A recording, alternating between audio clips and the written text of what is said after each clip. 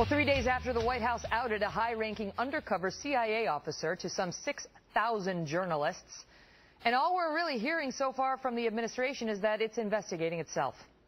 Flashback now to 2003, when Valerie Plame was exposed as a CIA operative by members of the George W. Bush administration. That was in connection with her former husband, who was a former ambassador who opposed the war in Iraq. He had been critical of the government. That story was everywhere in the mainstream media for months, with headlines like these. Blowing CIA agents' cover weakens national security. Or the Denver Post suggestion that it was a betrayal of trust. The New York Observer proclaimed the agents outing a national outrage. Where's that outrage now?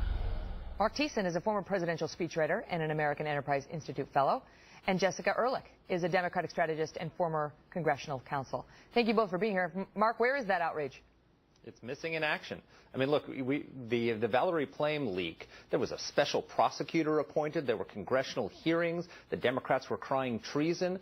And she was sitting in an office in Virginia. The CIA station chief is on the front lines of our war on terror in Kabul. He's leading our fight in Afghanistan against al-Qaeda and the Taliban. Compromising his identity puts that mission at risk. It compromises our national security. It compromises his personal security, and it compromises the security of his family back home. But this is treated as if it's no big deal. Jessica? Well, I think this is clearly a debacle. I don't think anyone's treating this as not a big deal. Megan, you're an attorney. There's a clear difference here in the way that we can actually sort of prosecute this case versus what happened in the Plame situation. The, act that we have on the books right now is clear that it's only a felony under the identities of... I don't think anybody's suggesting this is a crime here, because by all accounts this was a mistake, but it was a bad one. I mean, a really bad one that actually endangered a patriot. Really bad. And potentially that person's family members, and not to mention our mission. So the question is, where is the same outrage about the outing, the incompetence that led to it? Well, I think there's outrage out there, and I think we're going to see this going forward. There needs to be some heads should roll. There should be house cleaning going on. There needs to be investigations into what the process is. Is this something where we've got, there's been some talk about, these were new employees because there's been changeover. I mean, this went through different groups through the military as well as through the administration. Mark, this started with the Pentagon, if I'm not mistaken. It went to the White House. Went from the White House to the press. Somebody at the Washington Post sent it back to the White House saying, "You sure?" They said yes. And then the Post said to the White House, "Yo, dum-dums, you've done something terrible." And only then did they reverse it. This wasn't just one guy who was new, like, "Oh, hey, here's the station chief's name." Yeah, I hate to tell you, but new employees don't get to know the name of the station chief at Kabul. You have to be pretty senior to know who that is and that person's identity. But look, if this was just one isolated incident, then we could dismiss it as just a mistake that happened. But this is part of a pattern of leaks that are coming from this administration. I mean, we got the Libyan prime minister kidnapped last year because we leaked the fact that he had approved a special operations raid in Tripoli. We got a Pakistani doctor in Pakistan arrested because we leaked details of the bin Laden raid. We got a British double agent in Yemen pulled from the field because we leaked that he helped us conduct stop a terrorist attack. Incompetence has consequences, but apparently in this administration there are no consequences for incompetence. Nobody gets fired for any of these things. So we need to have some consequences if we're going to stop these leaks and stop these disasters. Does it raise questions of competence, Jessica? Because we started the show with the VA debacle.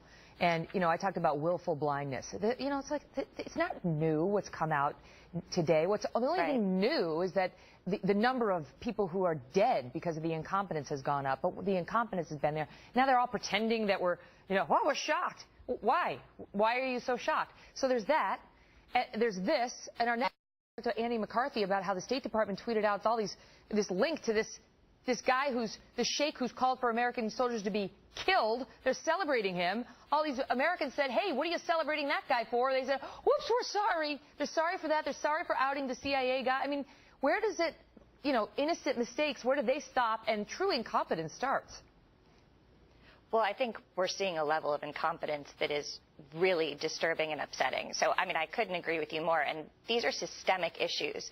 And that's what they really need to root out. Because as you said, you know, similar to the VA, we're talking about decades of incompetence and cover-ups and things going on here. They've got to get to the heart of the matter. You can't just fire someone and expect these things to be corrected because, you know, you chop off the head of the beast and more grows back and you haven't really dealt with this systemic issue. And my concern is here, that's what needs to happen, is how did this information that's so secret, that's so important and vital to our security, the security of the folks who are in Kabul, get through all these different levels? I mean, yeah, everyone's like, oh, gee, that shouldn't have happened. Well, you're right, it shouldn't have happened. And there are so many different levels. I'm sure Mark knows also when you're working in intelligence and counterterrorism efforts, all of these agencies, all of these folks who, especially after 9/11, have to work together. Yeah. And I mean, not to put too fine a point on it, but you look at this and you think, oh, it's a mistake, and it shouldn't have happened.